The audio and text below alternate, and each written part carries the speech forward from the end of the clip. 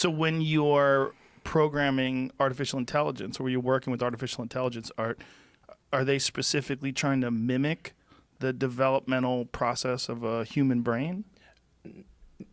In a lot of ways.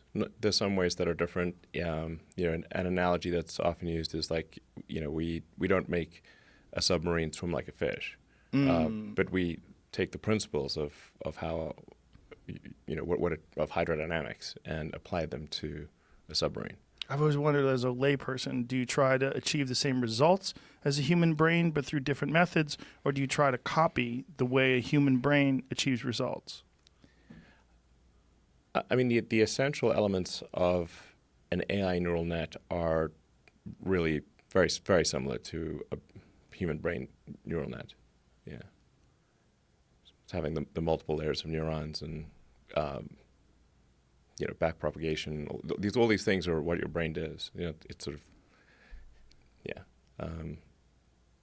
you have a layer of neurons that goes through a series of intermediate steps to ultimately cognition, and then it'll reverse those steps and go back and forth and go all over the place.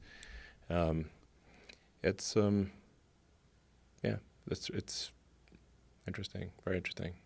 Yeah, I would imagine, like, the thought of programming something that is eventually going to be smarter than us, that one day it's going to be like, why did you do it that way?